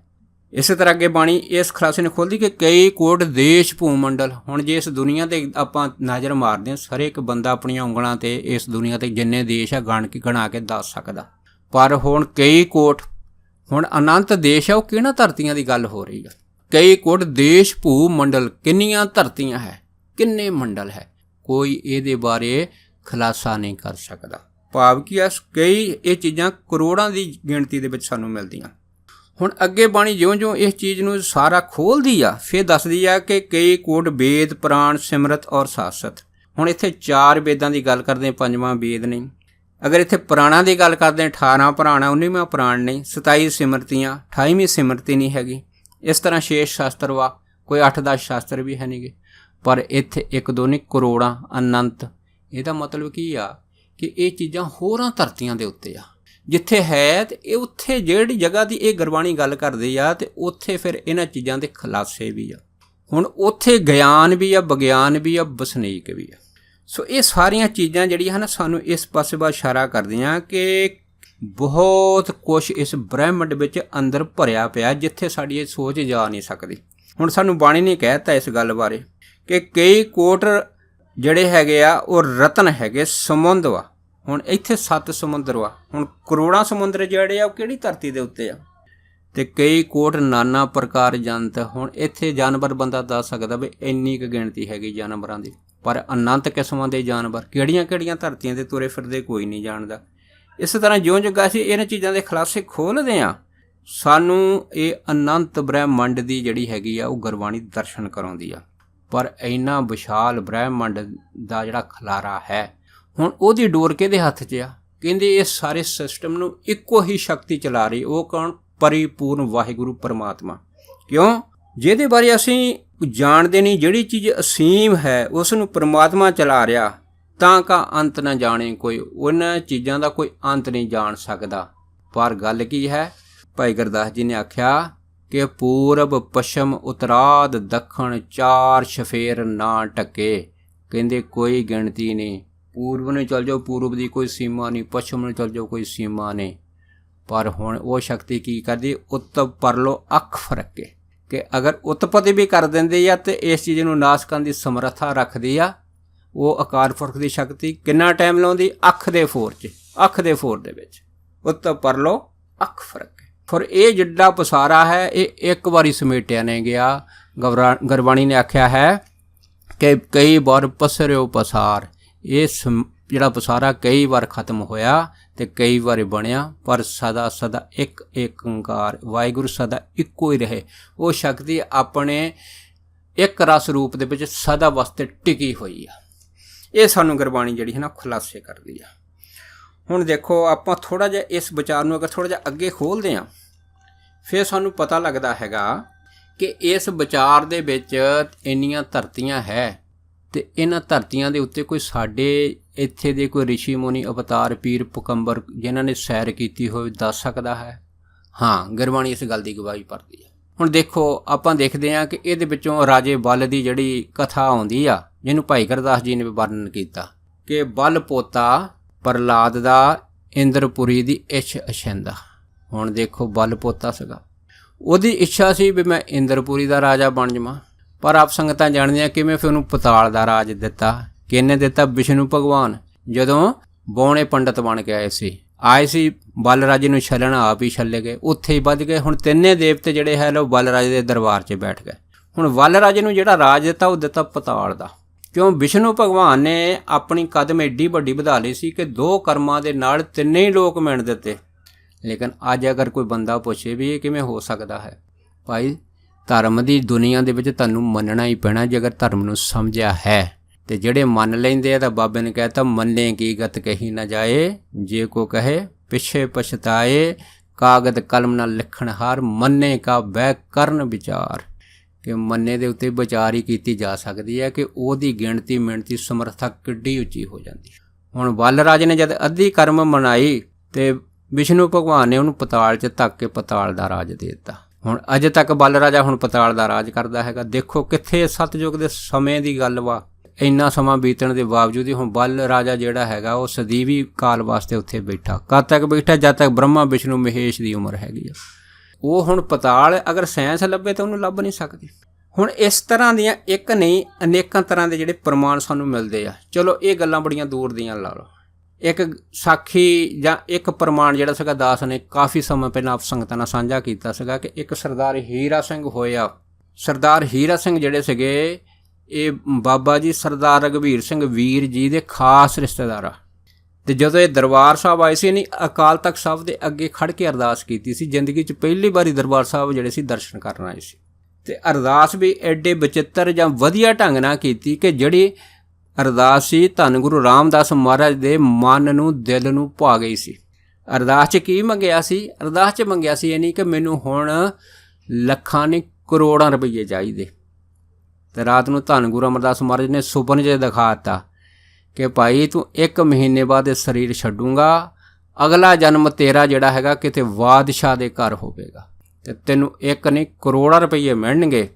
ਅਤੇ ਜਿਹੜਾ ਸੀਨ ਦਿਖਾਇਆ ਸੀ ਉਹਦੇ ਵਿੱਚ ਬਹੁਤ ਵੱਡਾ ਮਹਿਲ ਸੀਗਾ। ਉੱਥੇ ਦਾਈਆਂ ਨਰਸਾਂ ਅਤੇ ਪੰਘੂੜਿਆਂ ਦਾ ਬੇਸ਼ੁਮਾਰ ਖਜ਼ਾਨਾ ਜਿਹੜਾ ਸੀਗਾ ਉੱਥੇ ਉਹਨੇ ਦੇਖਿਆ ਸੀਗਾ। ਇਹ ਸਾਰਾ ਕੁਝ ਧੰਨ ਗੁਰੂ ਰਾਮਦਾਸ ਮਹਾਰਾਜ ਨੇ ਜਿਹੜਾ ਸੀ ਦੱਸ ਦਿੱਤਾ ਸੀ ਕਿ ਇਸ ਅਸਥਾਨ ਦੇ ਵਿੱਚ ਤੇਰਾ ਜਨਮ ਹੋਣਾ, ਫਿਰ ਤੈਨੂੰ ਇੱਥੇ ਰਾਜ ਭਾਗ ਪ੍ਰਾਪਤ ਹੋਣਾ, ਫਿਰ ਤੈਨੂੰ ਲੱਖਾਂ ਨਹੀਂ ਕਰੋੜਾਂ ਅਰਬਾਂ ਖਰਬਾਂ ਰੁਪਈਆ ਇੰਨਾ ਮਿਲੂਗਾ ਕਿ ਜਿਹਨੂੰ ਪੈਸੇ ਨੂੰ ਭੋਗ ਕੇ ਐਸ਼ੋ ਆਰਾਮ 'ਚ ਖਰਚ ਕੇ ਤੇਰਾ ਮਨ ਭਰ ਜਾਏਗਾ। ਅਤੇ ਦੇਖੋ ਸਰਦਾਰ ਹੀਰਾ ਸਿੰਘ ਨੇ ਇਹ ਗੱਲ ਮੰਗੀ ਸੀ ਕਿ ਮੈਨੂੰ ਅਜੇ ਇਹਨਾਂ ਚੀਜ਼ਾਂ ਦੀ ਜ਼ਰੂਰਤ ਹੈ, ਮਾਇਆ ਦੀ ਜ਼ਰੂਰਤ ਹੈ। ਮਾਇਆ 'ਚ ਖੇਡਣ ਨੂੰ ਚਿੱਤ ਕਰਦਾ ਕਿ ਮੈਂ ਰੱਜ ਕੇ ਮਾਇਆ 'ਚ ਖੇਡਾਂ, ਪਰ ਨਾਮ ਭਜਨ ਬੰਦਗੀ ਉਹਨੇ ਨਹੀਂ ਸੀ ਮੰਗੀ। ਉਹਨਾਂ ਨੇ ਭਾਈ ਰਘਬੀਰ ਸਿੰਘ ਵੀਰ ਹੁਣਾਂ ਨੂੰ ਇਹ ਕਹਿ ਦਿੱਤਾ ਸੀਗਾ ਕਿ ਅਜੇ ਇਹਨਾਂ ਚੀਜ਼ਾਂ ਦੀ ਜ਼ਰੂਰਤ ਆ, ਭਜਨ ਨਾਮ ਬੰਦਗੀ ਕਿਤੇ ਫੇਰ ਮੰਗ ਲਵਾਂਗੇ। ਦੇਖੋ ਬਿਲਕੁਲ ਜਿਸ ਚੀਜ਼ ਨੂੰ ਮਨ ਲੋਚਦਾ ਸੀਗਾ ਉਹੋ ਹੀ ਗੱਲ ਕਹੀ, ਤੇ ਇਹ ਗੱਲ ਗੁਰੂ ਰਾਮਦਾਸ ਮਹਾਰਾਜ ਦੇ ਮਨ ਨੂੰ ਜਿਹੜੀ ਸੀਗੀ ਉਹ ਇੰਨੀ ਪਿਆਰੀ ਲੱਗੀ ਕਿ ਇਸ ਜਨਮ ਤੋਂ ਬਾਅਦ ਬਾਦਸ਼ਾਹੀ ਬਖਸ਼ ਦਿੱਤੀ। ਪਰ ਹੁਣ ਇੱਥੇ ਸਵਾਲ ਪੈਦਾ ਹੋ ਜਾਂਦਾ ਕਿ ਸਰਦਾਰ ਹੀਰਾ ਸਿੰਘ ਜਿਹੜੇ ਸੀਗੇ ਆਪਣਾ ਸਰੀਰ ਛੱਡ ਕੇ ਨਿਯਤ ਸਮੇਂ ਦੇ ਵਿੱਚ, ਹੁਣ ਅਗਲਾ ਜਨਮ ਉਹਨਾਂ ਦਾ ਕਿਸ ਧਰਤੀ ਤੇ ਹੋਇਆ? ਆਹ ਤਾਂ ਧਰਤੀ ਨਹੀਂ ਹੈਗੀ। ਇਹਦਾ ਮਤਲਬ ਹੈ ਕੋਈ ਜਿਸ ਧਰਤੀ ਤੇ ਹੋਇਆ ਕੋਈ ਨਵੀਂ ਧਰਤੀ ਆ, ਕੋਈ ਨਵੀਂ ਪੂਰੀ ਆ ਜਿੱਥੇ ਸਰਦਾਰ ਹੀਰਾ ਸਿੰਘ ਗਏ ਆ ਬਾਦਸ਼ਾਹ ਬਣ ਕੇ। ਹੁਣ ਜਦ ਨਵੀਂ ਧਰਤੀ ਨਵੀਂ ਪੂਰੀ ਆ ਤੇ ਇਹਦਾ ਮਤਲਬ ਜਿੱਥੇ ਵੀ ਉਹ ਗਏ ਆ ਉੱਥੇ ਸਿੱਖੀ ਆ, ਉੱਥੇ ਧੰਨ ਗੁਰੂ ਨਾਨਕ ਸਾਹਿਬ ਮਹਾਰਾਜ ਦੀ ਜੈ ਜੈਕਾਰ ਆ। ਤੇ ਐਸਾ ਲੋਕ ਨਹੀਂ ਆ ਜਿੱਥੇ ਧੰਨ ਗੁਰੂ ਨਾਨਕ ਸਾਹਿਬ ਮਹਾਰਾਜ ਦੀ ਜੈ ਜੈਕਾਰ ਨਾ ਹੋਵੇ। ਦੇਖੋ ਜਦੋਂ ਗੁਰੂ ਤੇਗ ਬਹਾਦਰ ਮਹਾਰਾਜ ਗਏ ਇਸ ਸੰਸਾਰ ਦੇ ਵਿੱਚ, ਹਿੰਦ ਦੀ ਚਾਦਰ ਜਿਨ੍ਹਾਂ ਨੇ ਹਿੰਦੂ ਧਰਮ ਦੀ ਰੱਖਿਆ ਕੀਤੀ, ਤੇ ਕਲਗੀਧਰ ਮਹਾਰਾਜ ਲਿਖਦੇ ਆ ਕਿ ਗੁਰੂ ਤੇਗ ਬਹਾਦਰ ਕੇ ਚਲਤ ਭਇਓ ਜਗਤ ਕੋ ਸੋਖ। ਕਹਿੰਦੇ ਸੰਸਾਰ 'ਚ ਜ਼ਰੂਰ ਸੋਖ ਹੋਇਆ ਤੇ ਸੋਖ ਵੀ ਛੋਟਾ ਨਹੀਂ ਹੈ ਸਭ ਜਗ ਭਇਓ। ਤੇ ਜੈ ਜੈ ਜੈ ਸੁਰਲੋਕ ਦੇਵ ਲੋਕਾਂ ਦੇ ਵਿੱਚ ਜੈ ਜੈਕਾਰ ਹੋਈ। ਇਹਦਾ ਮਤਲਬ ਕੀ ਆ ਕਿ ਜਿਹੜੇ ਦੇਵ ਲੋਕਾਂ ਦੇ ਵਿੱਚੋਂ ਜਿੱਥੋਂ ਦਾ ਵੀ ਰੱਥ ਜਿਹੜਾ ਗੁਰੂ ਤੇਗ ਬਹਾਦਰ ਮਹਾਰਾਜ ਦਾ ਜਿੱਥੋਂ ਦੀ ਵੀ ਲੰਘਿਆ ਸਭ ਨੇ ਫੁੱਲਾਂ ਦੀ ਵਰਖਾ ਕੀਤੀ। ਤੇ ਹੁਣ 14 ਲੋਕਾਂ ਦਾ ਜਿਹੜਾ ਜ਼ਿਕਰ ਹੈ ਗੁਰਬਾਣੀ ਵਿੱਚ ਵੀ ਮਿਲਦਾ ਵੀ ਦੇਵਤਿਆਂ ਨੇ 14 ਲੋਕਾਂ ਤੱਕ ਕੀਤੀ ਹੈ, ਤੇ 14 ਹੀ ਵਿਦਿਆ ਜਿਹੜੀਆਂ ਹੈਗੀਆਂ ਇਹ ਮੰਨੀਆਂ ਜਾਂਦੀਆਂ ਹੈਗੀਆਂ। ਪਰ ਗੁਰਬਾਣੀ ਨੇ ਹਰੇਕ ਚੀਜ਼ ਜਿਹੜੀ ਹੈ ਨਾ ਅਸੀਮ ਦੱਸ ਦਿੱਤੀ ਵੀ ਲੋਕ 14 ਨਹੀਂ, ਜਿੱਥੇ ਧਰਤੀ ਹੋਰ ਪਰੇ ਆ ਤੇ ਬਾਬੇ ਨੇ ਕਹਿਤਾ ਲੱਖਾਂ ਕਾਸ਼ ਲੱਖਾਂ ਪਤਾਲ। ਤੇ ਇਹ ਵੀ ਸਾਖੀ ਆਉਂਦੀ ਕਿ ਕਿਵੇਂ ਧੰਨ ਗੁਰੂ ਨਾਨਕ ਸਾਹਿਬ ਮਹਾਰਾਜ ਨੇ ਬਗਦਾਦ ਦੀ ਧਰਤੀ ਦੇ ਵਿੱਚ ਜਾ ਕੇ ਉੱਥੇ ਪੀਰ ਜਿਹੜਾ ਦਸਤਗੀਰ ਸੀ ਉਹਦੇ ਲੜਕੇ ਨੂੰ ਲੱਖਾਂ ਕਾਸ਼ ਲੱਖਾਂ ਪਤਾਲ ਜਿਹੜੇ ਸੀ ਉਹ ਦਿਖਾਤੇ। ਤੇ ਦਿਖਾਲੇ ਵੀ ਕਿਵੇਂ? ਅੱਖ ਫੁਰਕ ਵਿੱਚ ਸਭ ਦਿਖਲਾਈ, ਲੱਖ ਪਤਾਲ ਆਕਾਸ਼ ਲੱਖ ਅੱਖ ਫੁਰਕ ਵਿੱਚ ਸਭ ਦਿਖਲਾਈ। ਭਾਈ ਗੁਰਦਾਸ ਜੀ ਦੇ ਵਾਰਾਂ ਦੇ ਹਵਾਲੇ। ਤੇ ਫਿਰ ਕਹਿੰਦੇ ਕਿ ਦਿਖਾਉਣ ਦੇ ਨਾਲ ਹੁਣ ਸਵਾਲ ਪੈਦਾ ਹੋ ਜਾਂਦਾ ਕਿ ਜਿੱਥੇ ਲੱਖਾਂ ਕਾਸ਼ ਲੱਖਾਂ ਪਤਾਲ, ਹੁਣ ਅੱਖ ਦੇ ਫੁਰਨੇ ਵਿੱਚ ਤਾਂ ਇਨਸਾਨ ਦੇਖ ਨਹੀਂ ਸਕਦਾ, ਪਰ ਉਹ ਜਿਹੜੀ ਜਗ੍ਹਾ ਸੀਗੀ ਉੱਥੇ ਪਤਾ ਨਹੀਂ ਖਰੇ ਹਜ਼ਾਰਾਂ ਸਾਲ ਹੀ ਲੱਗ ਗਏ ਧੰਨ ਗੁਰੂ ਨਾਨਕ ਸਾਹਿਬ ਮਹਾਰਾਜ ਦੇ ਨਾਲ। ਬੜੀ ਚਰਜ ਖੇਡ ਹੈ। ਤੇ ਲੇਕਿਨ ਇੱਥੇ ਅੱਖ ਦੇ ਫੋਰ ਦੇ ਵਿੱਚ, ਇਹ ਜਿਹੜੀ ਹੁਣ ਅੱਖ ਦੇ ਫੋਰ ਦੇ ਵਿੱਚ ਇੱਥੇ ਗਿਣਤੀ ਹੋਈ ਹੈ ਕਮਾਲ ਦੀ, ਇਹਨੂੰ ਅਕਥ ਕਥਾ ਕਹਿੰਦੇ। ਤੇ ਸਭ ਤੋਂ ਵੱਡੀ ਗੱਲ ਇਹ ਆ ਕਿ ਧੰਨ ਗੁਰੂ ਨਾਨਕ ਸਾਹਿਬ ਮਹਾਰਾਜ ਨੇ ਇੱਕ ਐਸੇ ਲੋਕ ਦੇ ਵਿੱਚ ਗਏ ਸੀ ਧਰਤੀ ਤੇ ਜਿੱਥੇ ਸਤ ਸੰਗਤ ਹੁੰਦਾ ਸੀ। ਧੰਨ ਗੁਰੂ ਨਾਨਕ ਸਾਹਿਬ ਮਹਾਰਾਜ ਦੀ ਬੜੀ ਜੈ ਜੈਕਾਰ ਹੋਈ ਉਸ ਲੋਕ ਦੇ ਵਿੱਚ। ਤੇ ਉਹਨਾਂ ਲੋਕਾਂ ਨੇ ਜਦ ਗੁਰੂ ਨਾਨਕ ਸਾਹਿਬ ਆਏ ਸੀਗੇ ਤੇ ਉੱਥੇ ਕੀਰਤਨ ਹੋਇਆ, ਭੋਗ ਪਿਆ, ਤੇ ਇੱਕ ਕੜਾਹ ਪ੍ਰਸ਼ਾਦਾ ਵੱਡਾ ਕਚਰੌਲ ਭਰ ਕੇ ਪੀਰ ਦਸਤਗੀਰ ਦੇ ਲੜਕੇ ਨੂੰ ਦਿੱਤਾ ਸੀ। ਇਸ ਗੱਲ ਦੀ ਗਵਾਹੀ ਜਿਹੜੀ ਆ ਭਾਈ ਗੁਰਦਾਸ ਜੀ ਹੁਣਾਂ ਨੇ ਦਿੱਤੀ ਆ ਕਿ ਭਰ ਕਚਰੌਲ ਪ੍ਰਸ਼ਾਦ ਦਾ ਧੁਰੋਂ ਪਤਾਲੋਂ ਲਹੀ ਕੜਾਹੀ, ਜ਼ਾਹਰ ਕਲਾ ਨਾ ਛਪੇ ਨਾ ਛਪਾਈ। ਇਹ ਜਿਹੜੀ ਜ਼ਾਹਰ ਕਲਾ ਹੈਗੀ ਇਹਨੂੰ ਅਸੀਂ ਕਿਵੇਂ ਲੁਕੋ ਸਕਦੇ, ਕਿਵੇਂ ਇੱਥੇ ਪਰਦਾ ਪਾ ਸਕਦੇ ਹਾਂ ਕਿ ਇਹ ਕਦੀ ਹੋ ਨਹੀਂ ਸਕਦਾ ਹੈਗਾ? ਇਹ ਤਾਂ ਪ੍ਰਤੱਖ ਹੈ। ਹੁਣ ਪ੍ਰਤੱਖ ਨੂੰ ਪ੍ਰਮਾਣ ਦੀ ਲੋੜ ਨਹੀਂ, ਕਿਉਂ? ਅਕਾਲ ਪੁਰਖ ਦੀ ਖੇਡ ਹੀ ਆ, ਜਿਹਨੂੰ ਕਲਗੀਧਰ ਮਹਾਰਾਜ ਨੇ ਆਖਿਆ ਕਿ ਸਗਲੀ ਸ੍ਰਿਸ਼ਟ ਦਿਖਾਈ ਅਚੰਭਵ। ਸਾਰੀ ਸ੍ਰਿਸ਼ਟੀ ਅਚੰਭਾ ਹੈਗੀ ਆ, ਕੋਈ ਕਹਿ ਨਹੀਂ ਸਕਦਾ ਕਿ ਕਿਹੋ ਜਿਹਾ ਹੈਗਾ। ਇਹਦਾ ਭਾਵ ਕੀ ਆ ਕਿ ਜਿੱਥੇ ਸਿੱਖੀ ਇਸ ਧਰਤੀ ਦੇ ਉੱਤੇ ਆ, ਬਾਬੇ ਨਾਨਕ ਦੀ ਸਿੱਖੀ ਦਾ ਪਸਾਰਾ ਅਨੰਤ ਧਰਤੀਆਂ ਦੇ ਉੱਤੇ ਆ। ਤੇ ਜੇ ਕਰੋੜਾਂ ਦੀ ਗਿਣਤੀ ਵਿੱਚ ਵੇਦ ਸ਼ਾਸਤਰ ਸਿਮਰਤ ਵੀ ਆ, ਫਿਰ ਧੰਨ ਗੁਰੂ ਗ੍ਰੰਥ ਸਾਹਿਬ ਮਹਾਰਾਜ ਦੇ ਸਰੂਪ ਵੀ ਜਿਹੜੇ ਹਨ ਕਰੋੜਾਂ ਦੇ ਵਿੱਚ ਵਾ, ਅਰਬਾਂ ਖਰਮਾਂ 'ਚ ਅਨੰਤ 'ਚ। ਕਿਹੜੀ ਕਿਹੜੀ ਧਰਤੀ ਤੇ ਜਿੱਥੇ ਸਿੱਖੀ ਨਹੀਂ ਹੈਗੀ। ਹੁਣ ਦੇਖੋ ਧੰਨ ਗੁਰੂ ਨਾਨਕ ਸਾਹਿਬ ਮਹਾਰਾਜ ਨੇ ਜਪਜੀ ਸਾਹਿਬ ਦੇ ਵਿੱਚ 5 ਖੰਡਾਂ ਦਾ ਵਰਣਨ ਕੀਤਾ। ਇਸ ਖੰਡ ਵਿੱਚ ਸਭ ਤੋਂ ਪਹਿਲਾਂ ਧਰਮ ਖੰਡ ਦੀ ਗੱਲ ਕੀਤੀ, ਇਸੇ ਧਰਤੀ ਦੀ ਗੱਲ ਕੀਤੀ, ਫਿਰ ਗਿਆਨ ਖੰਡ, ਉਸ ਤੋਂ ਬਾਅਦ ਫਿਰ ਸਰਮ ਖੰਡ, ਫਿਰ ਕਰਮ ਖੰਡ, ਫਿਰ ਸੱਚ ਖੰਡ। ਹੁਣ ਹਰੇਕ ਖੰਡਾਂ ਦਾ ਜ਼ਿਕਰ ਜਿਹੜਾ ਹੈਗਾ ਸਾਨੂੰ ਗੁਰਬਾਣੀ ਨੇ ਖੋਲ੍ਹਿਆ। ਹੁਣ ਕਥਾ ਵੱਧ ਨਾ ਜਾਵੇ, ਭਾਵ ਕਿ ਹਰੇਕ ਖੰਡ ਦੇ ਵਿੱਚ ਫਿਰ ਅਨੰਤ ਤਰ੍ਹਾਂ ਦੇ ਜਿਹੜੇ ਹੈਗੇ ਉਹ ਕ੍ਰਿਸ਼ਮੇ, ਧਰਤੀਆਂ, ਲੋਕ, ਬਾਸੀ, ਕਿਸ ਤਰ੍ਹਾਂ ਦੇ ਸਾਰੇ ਨਕਸ਼ੇ ਤੁਹਾਨੂੰ ਸ੍ਰੀ ਜਪਜੀ ਸਾਹਿਬ ਵਿੱਚ ਸਿੱਧੇ ਤੇ ਸਪਸ਼ਟ ਰੂਪ 'ਚ ਮਿਲਦੇ ਆ। ਤੇ ਅਗਰ ਅਸੀਂ ਸੱਚਖੰਡ ਦੀ ਵੀ ਗੱਲ ਕਰੀਏ ਤਾਂ ਸਾਨੂੰ ਗੁਰੂ ਨਾਨਕ ਸਾਹਿਬ ਮਹਾਰਾਜ ਨੇ ਆਖਿਆ ਹੈ ਕਿ ਸੱਚਖੰਡ ਬਸੇ ਨਿਰੰਕਾਰ। ਹੁਣ ਦੇਖੋ ਵਾਹਿਗੁਰੂ ਦਾ ਟਿਕਾਣਾ ਵੀ ਸੱਚਖੰਡ ਵਾ। ਹੁਣ ਇੱਥੇ ਸਵਾਲ ਪੈਦਾ ਹੋ ਸਕਦਾ ਵਾਹਿਗੁਰੂ ਹਰੇਕ ਜਗ੍ਹਾ ਹਾਜ਼ਰ ਆ, ਕੋਈ ਖਾਸ ਜਗ੍ਹਾ ਵੀ ਉਹਦੀ ਹੈਗੀ ਆ? ਪਰ ਗੁਰਬਾਣੀ ਕਹਿੰਦੀ ਹਾਂ ਉਹ ਸਰਬ ਵਿਆਪਕ ਉਹ ਸ਼ਕਤੀ ਵੀ ਆ ਤੇ ਉਹਦਾ ਆਪਣਾ ਟਿਕਾਣਾ ਵੀ ਹੈਗਾ, ਜਿਹਨੂੰ ਸੱਚਖੰਡ ਕਹਿੰਦੇ ਆ। ਤੇ ਉੱਥੇ ਕੀ ਆ? ਤਿੱਥੇ ਖੰਡ ਮੰਡਲ ਬਰਭੰਡ, ਜੇ ਕੋ ਕਥੇ ਤਾਂ ਅੰਤ ਨਾ ਅੰਤ, ਤਿੱਥੇ ਲੋ ਲੋ ਆਕਾਰ, ਜਿਬ ਜਿਬ ਹੁਕਮ ਤਿਬੇ ਤਿਬਕਾਰ। ਤੇ ਹੁਣ ਉੱਥੇ ਸੰਖ ਤਰ੍ਹਾਂ ਦੀਆਂ ਧਰਤੀਆਂ। ਸੱਚਖੰਡ ਦੇ ਅੰਦਰ ਵੀ ਸੱਚਖੰਡ ਦੇ ਅੰਦਰ ਵੀ ਅਨੇਕ ਤਰ੍ਹਾਂ ਦੇ ਜਿਹੜੇ ਲੋਕੀ ਹੈ, ਸੰਗਤਾਂ ਹੈਗੀਆਂ, ਉਹ ਵਿਚਰਦੀਆਂ। ਤੇ ਇੱਥੇ ਲੋ ਆਕਾਰ ਜੀਵ ਜੰਤੂ, ਕੋਈ ਅੰਤ ਨਹੀਂ ਹੈਗਾ। ਤੇ ਲੇਕਿਨ ਕੰਮ ਕੀ, ਜਿਬ ਜਿਬ ਹੁਕਮ ਤਿਵੇ ਤਿਬਕਾਰ। ਉੱਥੇ ਹੁਕਮ ਦੀ ਕਾਰ ਚੱਲਦੀ ਸੱਚਖੰਡ ਅੰਦਰ। ਪਰ ਅਸੀਂ ਆਪਣੀ ਧਰਤੀ ਦੀ ਗੱਲ ਕਰਦੇ ਹਾਂ ਕਿ ਇੱਥੇ ਜਿਹੜਾ ਹੈਗਾ ਕੋਈ ਬਿਰਲਾ ਮਨੁੱਖੀ ਹੁਕਮ ਦੀ ਕਾਰ ਕਰਦਾ, ਨਹੀਂ ਤਾਂ ਸਾਰੇ ਮਨ ਦੀ ਕਾਰ ਹੀ ਕਰਦੇ ਆ। ਜੋ ਮਨ 'ਚ ਆਈਡੀਆ ਆਉਂਦੇ ਆ ਬਸ ਉਹਨਾਂ ਨੂੰ ਲਾਗੂ ਕਰਦੀ ਆ। ਇਸ ਕਰਕੇ ਇਸ ਲੋਕ ਨੂੰ, ਜਿਹਨੂੰ ਅਸੀਂ ਧਰਮਖੰਡ ਆਖ ਦਿੰਦੇ ਆ, ਇਸ ਧਰਮਖੰਡ ਨੂੰ ਮ੍ਰਿਤੂ ਲੋਕ ਵੀ ਆਖਦੇ। ਮ੍ਰਿਤੂ ਦਾ ਮਤਲਬ ਕੀ ਹੁੰਦਾ ਕਿ ਇੱਥੇ ਜਿਹੜੀ ਚੀਜ਼ ਉਹ ਮਰੀ ਹੋਈ ਹੈ, ਜੀਂਦੀ ਨਹੀਂ ਹੈਗੀ, ਤੇ ਮਰੀ ਚੀਜ਼ ਦੀ ਕੋਈ ਅਸਲੀਅਤ ਨਹੀਂ ਹੁੰਦੀ। ਇਸ ਤਰ੍ਹਾਂ ਜਿਹੜੀਆਂ ਇਹੋ ਜਿਹੀਆਂ ਧਰਤੀਆਂ ਹੈਗੀਆਂ, ਇਹਨਾਂ ਧਰਤੀਆਂ ਦਾ ਜਦੋਂ ਹਵਾਲੇ ਜਾਂ ਉਹ ਪ੍ਰਮਾਣ, ਉਹ ਸਾਖੀਆਂ ਸਾਨੂੰ ਮਿਲਦੀਆਂ ਹੈਗੀਆਂ ਤੇ ਅਸੀਂ ਦੰਗ ਰਹਿ ਜਾਂਦੇ ਹਾਂ। ਪਰ ਇਸ ਚੀਜ਼ ਦਾ ਵੱਡਾ ਖੁਲਾਸਾ ਸਾਨੂੰ ਮਿਲਦਾ ਕਿ ਧੰਨ ਗੁਰੂ ਨਾਨਕ ਸਾਹਿਬ ਤੋਂ ਵੱਡਾ ਕੋਈ ਨਹੀਂ। ਆਪ ਨਰੈਣ ਕਲਾ ਧਾਰ ਜਗ ਮੇ ਪਰਬਰਿਓ, ਨਿਰੰਕਾਰ ਆਕਾਰ ਜੋਤ ਜਗ ਮੰਡਲ ਕਰਿਓ। ਕਿ ਧੰਨ ਗੁਰੂ ਨਾਨਕ ਸਾਹਿਬ ਤੋਂ ਵੱਡਾ ਕੋਈ ਨਹੀਂ। ਵੱਡਾ ਦਾ ਮਤਲਬ ਉਹ ਹੁੰਦਾ ਹੈਗਾ ਜਿਹੜਾ ਕੁੱਲ ਸ੍ਰਿਸ਼ਟੀਆਂ ਤੇ ਰਾਜ ਹੋਵੇ। ਹੁਣ ਅਗਰ ਕੁੱਲ ਸ੍ਰਿਸ਼ਟੀਆਂ ਤੇ ਰਾਜ ਹੈ ਤਾਂ ਉਹ ਰਾਜ ਹੈ ਬਾਬੇ ਨਾਨਕ ਦਾ। ਹੁਣ ਬਾਬੇ ਨਾਨਕ ਦਾ ਕਰੋੜਾਂ ਸ੍ਰਿਸ਼ਟੀਆਂ ਤੇ ਰਾਜ ਹੈ। ਤੇ ਦੇਖੋ ਬਾਕੀ ਚਾਹੇ ਦੇਵਤੇ ਆ, ਬ੍ਰਹਮਾ ਵਿਸ਼ਨੂੰ ਮਹੇਸ਼ 33 ਕਰੋੜ ਦੇਵਤੇ, ਬਾਣੀ ਕਹਿੰਦੀ ਇਹਨਾਂ ਦੀ ਵੀ ਕੋਈ ਗਿਣਤੀ ਨਹੀਂ। ਅਕਾਲ ਪੁਰਖ ਕੀ ਦੇਹ ਮੇ ਕੋਟਕ ਵਿਸ਼ਨ ਮਹੇਸ਼, ਕੋਟ ਇੰਦਰ ਬਰਮਾ ਕਿਤੇ ਰੱਬ ਸੱਸ ਕਰੋੜ ਜਲੇਸ। ਪਰ ਹੁਣ ਬਾਬੇ ਨਾਨਕ ਵਰਗਾ ਕਿੱਥੇ ਲੱਭਣਾ? ਕਿਉਂ? ਬਾਬੇ ਨਾਨਕ ਦੀ ਗਿਣਤੀ ਕਰੋੜਾਂ 'ਚ ਨਹੀਂ, ਉਹ ਤਾਂ ਇੱਕੋ ਇੱਕ ਹੈ, ਆਪ ਪਰਿਪੂਰਨ ਪਰਮਾਤਮਾ ਹੈ। ਸਾਡੇ ਜਿਹੜੇ ਬਾਬੇ ਨਾਨਕ ਦੀ ਜੋਤ 10 ਜਾਮਿਆਂ ਦੇ ਵਿੱਚ ਆਪਣੇ ਕਾਰਜ ਕਰਕੇ ਗਈ ਆ। ਹੁਣ 10 ਜਾਮੇ ਕੇਵਲ ਤੇ ਕੇਵਲ ਇੱਕੋ ਹੀ ਆ। ਇਹਦਾ ਮਤਲਬ ਕੀ ਹੈ? ਸਾਨੂੰ ਇਸ ਗੱਲ ਦਾ ਫਖਰ ਹੋਣਾ ਚਾਹੀਦਾ ਕਿ ਅਸੀਂ ਇੱਕ ਐਸੇ ਪੰਥ ਦੇ ਨਾਲ ਜੁੜੇ ਹਾਂ। ਇਹ ਉਸ ਅਕਾਲ ਪੁਰਖ ਦੀ ਵੱਡੀ ਕਿਰਪਾ, ਵੱਡੀ ਵਡਿਆਈ ਆ।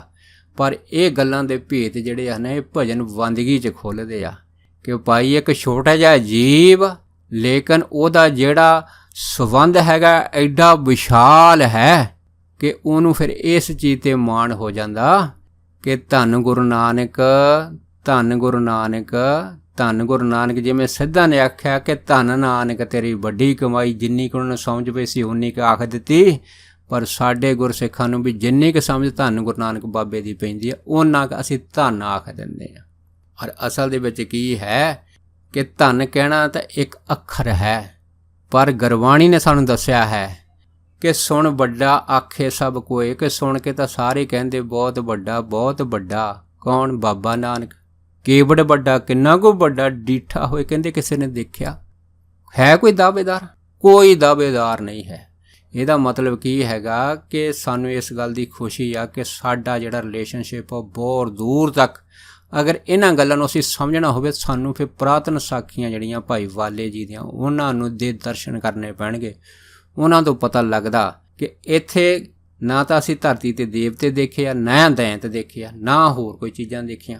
ਪਰ ਗੁਰਬਾਣੀ ਸਾਨੂੰ ਇਹ ਚੀਜ਼ਾਂ ਦੇ ਜਿਹੜੇ ਖੁਲਾਸੇ ਕਰਦੀ ਆ ਕਿ ਇੱਕ ਦੇਵਤੇ ਨਹੀਂ, 33 ਕਰੋੜ ਨੇ ਨਹੀਂ, ਅਨੰਤ ਤਰ੍ਹਾਂ ਦੇ ਦੇਵਤੇ, ਅਨੰਤ ਤਰ੍ਹਾਂ ਦੇ ਦੈਂਤ ਰਾਖਸ਼, ਕੋਈ ਅੰਤ ਨਹੀਂ।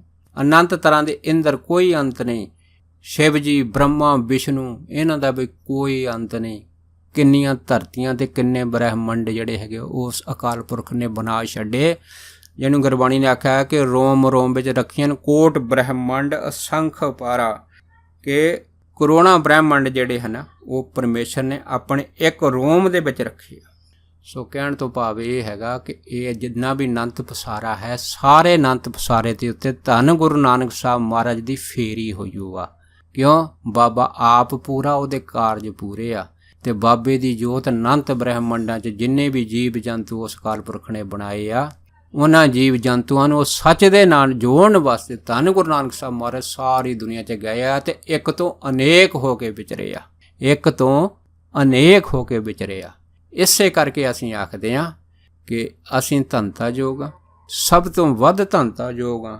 ਕਿਉਂ? ਸਾਨੂੰ ਪਰਿਪੂਰਨ ਪਰਮਾਤਮਾ ਧੰਨ ਗੁਰੂ ਨਾਨਕ ਸਾਹਿਬ ਮਹਾਰਾਜ ਦੇ ਜਿਹੜੇ ਹੈ ਉਹ ਦਰਸ਼ਨ ਹੋਏ ਆ।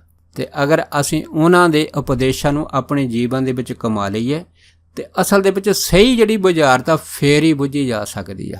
ਵੈਸੇ ਗੱਲਾਂ ਬਾਤਾਂ ਕਰਨ ਦੇ ਨਾਲ ਇਹ ਚੀਜ਼ਾਂ ਦਾ ਸੰਵਿਧਾਨ ਨਹੀਂ, ਕੋਈ ਹੱਲ ਨਹੀਂ ਹੈਗਾ।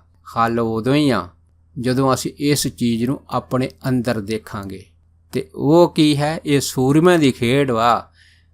ਤੇ ਜਿਹੋ ਜਿਹਾ ਵਾਹਿਗੁਰੂ ਉਸੇ ਦਾ ਦਰਸ਼ਨ ਕਰਾਂਗੇ ਤਾਂ ਫਿਰ ਸਾਨੂੰ ਪਤਾ ਲੱਗਦਾ ਹੈ ਕਿ ਇਹ ਜਿਹੜੀ ਅਣਡਿੱਠੀ ਦੁਨੀਆ ਹੈ ਇਹ ਕਿੱਡੀ ਵਿਸ਼ਾਲ ਹੈ। ਤੇ ਇਸ ਅਣਡਿੱਠੀ ਦੁਨੀਆ ਦੇ ਵਿੱਚ ਸਾਡੇ ਖਾਸ ਕਰਕੇ ਜਿਹੜੇ ਸ਼ਹੀਦ ਸਿੰਘ ਜਦ ਵਿਚਰਦੇ ਆ ਤੇ ਉਹਨਾਂ ਦੀ ਤਾਕਤ ਏਡੀ ਵਿਸ਼ਾਲ ਹੈ ਕਿ ਵੱਡੇ ਵੱਡੇ ਜਿਹੜੇ ਦੇਵੀ ਦੇਵਤੇ ਆ ਇਹਨਾਂ ਤੋਂ ਥਰ ਥਰ ਕੰਬਦੇ ਨੇ, ਇਹਨਾਂ ਦਾ ਭੈ ਮੰਨਦੇ ਆ, ਐਡਾ ਭਾਰਾ ਭੈ ਮੰਨਦੇ। ਇਹ ਤਾਂ ਮਹਾਂਪੁਰਖਾਂ ਦੇ ਆਪਣੇ ਜਿਹੜੇ ਨਿੱਜੀ ਅਭਿਆਸ ਵੀ ਦੱਸਦੇ ਆ। ਸੋ ਕਹਿਣ ਤੋਂ ਭਾਵ ਇਹ ਹੈਗਾ ਕਿ ਉਹ ਅਨੰਤ ਸ਼ਕਤੀ ਵਾਹਿਗੁਰੂ ਇੱਕ ਤੋਂ ਅਨੇਕ ਰੂਪ ਹੋ ਕੇ ਜਿਹੜੀ ਆ ਉਹ ਵਿਚਰਦੀ ਆ। ਤੇ ਸੰਸਾਰ ਤੇ ਕੀ ਸੰਸਾਰ ਤੋਂ ਬਾਹਰਲਾ ਅਣਡਿੱਠੀ ਦੁਨੀਆ ਦੇ ਵਿੱਚ ਜਿਹੜਾ ਹੈਗਾ ਆਪਣੀ ਤਹਿੰਗ ਜਮਾਈਓ ਆ ਉਹਨੀ। ਤੇ ਇਸ ਸ਼ਾਖ ਦੇ ਅੰਦਰ, ਇਸ ਪ੍ਰਭਾਵ ਦੇ ਅੰਦਰ ਇਹਨਾਂ ਜੀਵਾਂ ਦੀ ਕਲਿਆਣ ਕਰਦੀ ਆ। ਤੇ ਸਭ ਤੋਂ ਵੱਡਾ ਕਲਿਆਣ ਜਿਹੜਾ ਸਾਡੇ ਧੰਤਾ ਯੋਗ ਹੈ ਕਿ ਇਹ ਸਾਡੀ ਇਹ ਧਰਤੀ ਨੂੰ ਭਾਗ ਲੱਗਿਆ ਜਦੋਂ ਗੁਰੂ ਨਾਨਕ ਸਾਹਿਬ ਮਹਾਰਾਜ ਜਿਹੜੇ ਹੈ ਇਸ ਸੰਸਾਰ ਦੇ ਵਿੱਚ ਆਇਆ, ਧਰਤੀ ਦੀ ਬਕਾਰ ਸੁਣ ਕੇ ਤੇ ਇਹਨਾਂ ਕਲਯੁਗ ਜੀਵਨ ਨੂੰ ਉਤਾਰਿਆ ਤੇ ਆਪਣਾ ਨਾਨਕ ਨਿਰਮਲ ਪੰਥ ਚਲਾਇਆ। ਮਾਰਿਆ ਸਿੱਕਾ ਜਗਤ ਵਿੱਚ ਨਾਨਕ ਨਿਰਮਲ ਪੰਥ ਚਲਾਇਆ। ਤੇ ਇਹੋ ਜਿਹਾ ਪੰਥ ਪਤਾ ਨਹੀਂ ਧੰਨ ਗੁਰੂ ਨਾਨਕ ਸਾਹਿਬ ਮਹਾਰਾਜ ਨੇ ਅਨੰਤ ਧਰਤੀਆਂ 'ਤੇ ਚਲਾਇਆ। ਸੋ ਇਸ ਗੱਲ ਦੀ ਜਿਹੜੀ ਆ ਸਾਨੂੰ ਵਡਿਆਈ ਤੇ ਫਕਰ ਹੋਣ ਦੀ ਲੋੜ ਹੈ। ਇਹ ਵਡਿਆਈ ਤੇ ਫਕਰ ਜਿਹੜੇ ਹੈ ਨਾ ਗੁਰਸਿੱਖਾਂ ਨੂੰ ਜਿਹੜਾ ਹੈਗਾ ਉਹਨਾਂ ਦੇ ਦਿਲ 'ਚ ਹੋਣਾ ਚਾਹੀਦਾ, ਉਹਨਾਂ ਦੇ ਮਨ ਦੇ ਵਿੱਚ ਇਹ ਚੀਜ਼ ਉਤਸ਼ਾਹ ਹੋਣੀ ਚਾਹੀਦੀ ਆ ਕਿ ਵੀ ਪ੍ਰਾਊਡ ਆਫ ਸਿੱਖ, ਕਿ ਸਾਨੂੰ ਸਿੱਖ ਹੋਣ 'ਤੇ ਮਾਣ ਹੈ। ਚਾਹੇ ਸਿੱਖੀ ਖੰਨਿਓ ਤਿੱਖੀ ਵਾਲੋ ਨਿੱਕੀ, ਪਰ ਸਵਾਦ ਹੀ ਸਿੱਖ ਬਣਦਾ ਫੇਰ ਹੈ ਜਦੋਂ ਸਿੱਖੀ ਦੇ ਕਮਾਉਣ ਦੇ ਵਿੱਚ ਕੜੱਤਣ ਹੋਵੇ। ਜਿਹੜੀ ਚੀਜ਼ ਕੜੱਤਣ ਵਾ ਜਿਵੇਂ ਮਿਰਚ ਹੈਗੀ, ਪਰ ਖਾਣ ਵਾਲੇ ਨੂੰ ਉਹਦਾ ਸਵਾਦ ਵੀ ਆਉਂਦਾ ਹੈਗਾ ਕਿ ਉਹਦੀ ਕੜੱਤਣ ਨੂੰ ਕਿਸ ਰੰਗ ਨਾਲ ਮਾਣਦਾ ਹੈ। ਸੋ ਇਹ ਆ ਸਿੱਖੀ ਦਾ ਵਿਸ਼ਾਲ ਘੇਰਾ। ਤਾਂ ਇਸ ਵਿਸ਼ਾਲ ਘੇਰੇ ਦੇ ਵਿੱਚ ਅਸੀਂ ਆਪਣੇ ਆਪ ਨੂੰ ਵੱਡੇ ਧੰਤਾ ਯੋਗ ਸਮਝਦੇ ਹਾਂ ਕਿ ਉਹ ਵੀਡੀਓ ਲੰਮੀ ਹੋ ਜਾਣ ਵਾਸਤੇ ਕਰਕੇ ਦਾਸ ਜਿਹੜਾ ਹੈਗਾ ਇੱਥੇ ਹੀ ਸੋਚ ਕੋਚ ਕਰਦਾ ਹੋਇਆ ਖੇਮਾ ਦਾ ਜਾਚਕ ਵਾ ਜੀ। ਹੋਈਆਂ ਬੇਅੰਤ ਭੁੱਲਾਂ ਚੁੱਕਾਂ ਦੀ ਖੇਮਾ ਬਖਸ਼ਣੀ। ਸੋ ਫਤਿਹ ਬੁਲਾਓ। ਵਾਹਿਗੁਰੂ ਜੀ ਕਾ ਖਾਲਸਾ, ਵਾਹਿਗੁਰੂ ਜੀ ਕੀ ਫਤਿਹ।